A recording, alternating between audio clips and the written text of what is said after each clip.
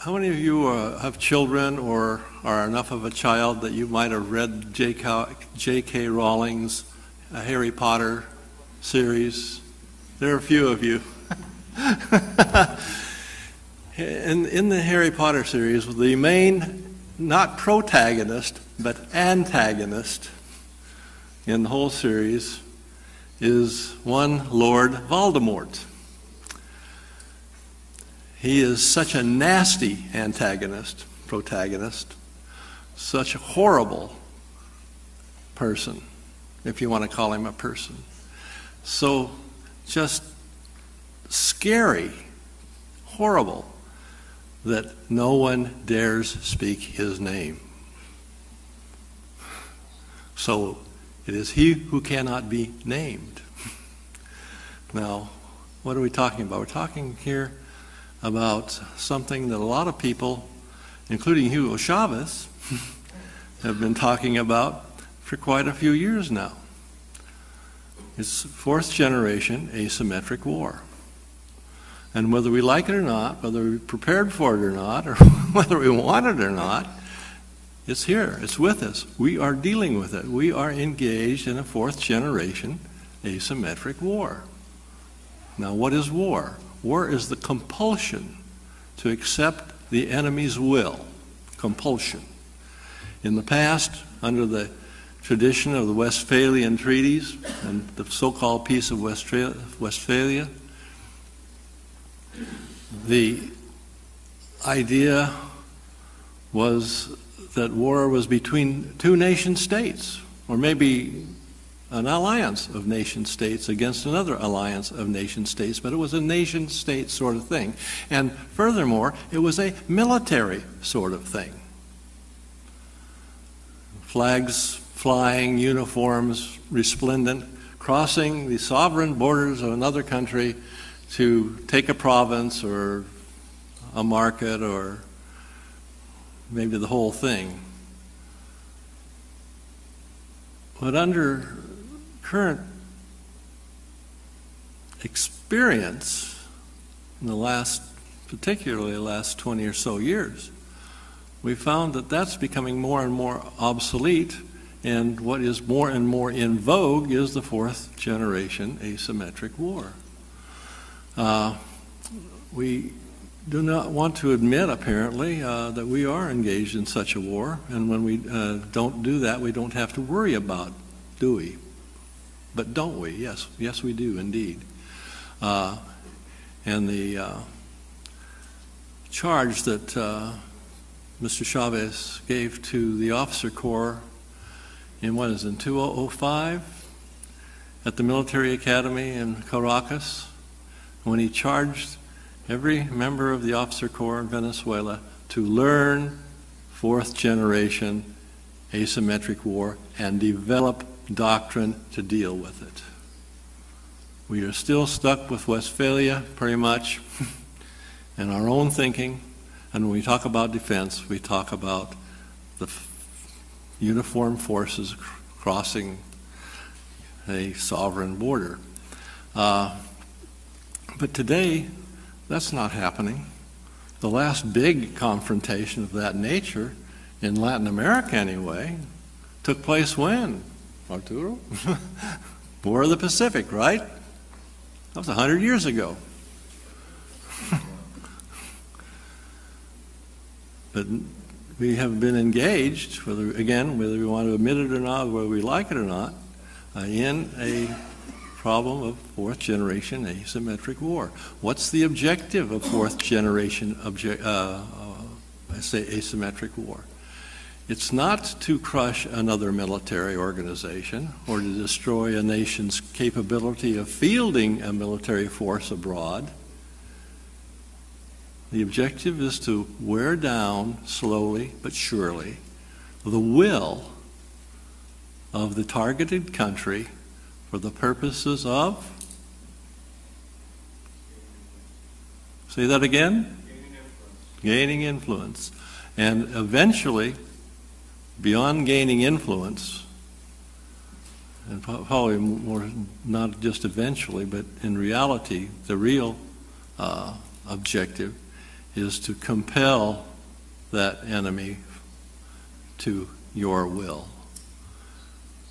And whether that type of war is as bloody as traditional shock and awe or whatever, whether it's not as bloody as the World War II was, or Korean War was, or some of the other wars that we've all been engaged in were, the fact is that compulsion,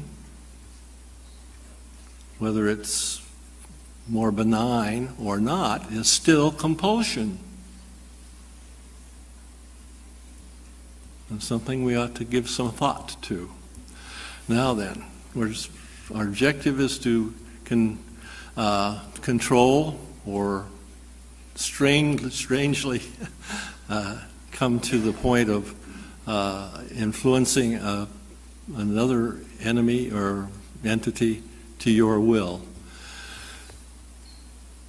The common denominator in all this is a thing we call destabilization. We don't run uniformed forces across borders anymore, or not very often anymore anyway. And military forces are not uniformed. They're not all male.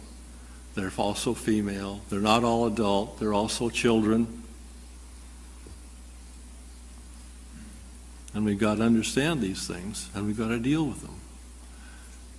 And the only way we can deal with them effectively is because, since they are transnational problems, what kind of solutions do we need?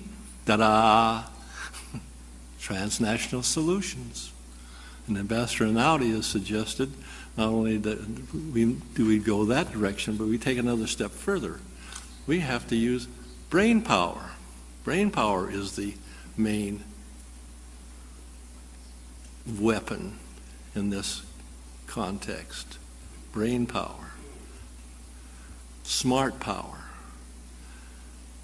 It's not firepower. What took down the Berlin Wall? Tanks, artillery, airplanes? No, the German Deutschmark. Ta-da!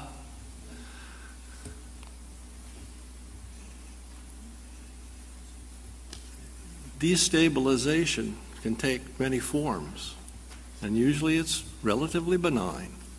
But again, we have the problem of compulsion. And it compulses us to where, and what happened is the idea of the creation of a failing state. That's the other word that we dare not speak. War and failing state. We don't want to use the term because we may be politically correct enough so that we don't want to offend anybody. But the fact is that in some of these states we've been talking about in Central America and elsewhere, a good portion of the country is not controlled by the state. And that's a definition of sovereignty, a definition beyond what has been talked about here. Sovereignty is the control of the territory and the people of a given recognized political entity. If the state doesn't control all of its territory, the question is who does? We use the term ungoverned territory quite often. We've sophisticated that a tad, and now we're calling it alternately governed territory. But the point is, it's not the state that's doing this. It's non-state groups, belligerent, violent, and kind of nasty like Lord Voldemort. And over a period of time, you create a failed state. And then you can, with that, you can step in and take control of that state. Not only take control of it, but go a little beyond, perhaps. And then what happens to the state? It just doesn't wither away. It still exists.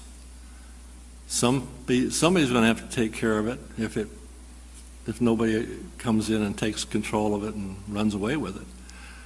Haiti comes to mind. letting Haiti fail has been a terribly expensive process for the West. Other countries have been known to become criminal states, new people's republics. In a situation like this, it's the last man standing, no matter how badly he's been beaten, the last man standing is the victor. And it's a little dicey, and I know that there may be some problems with this. I'm taking too much, not enough time, but too much in any case. But here, a couple of words for our vocabulary for the next while. War is compulsion, whether it's non-lethal or if it is lethal as what we've known in the past. The other word is failed state or failing state. It's not an event, it's a process. And if you do it slowly and quietly enough, people will go to sleep, in the words of one of my favorite philosophers, Hugo Chavez. If you do this well enough, long enough, slowly enough, benignly enough, your enemy will wake up dead.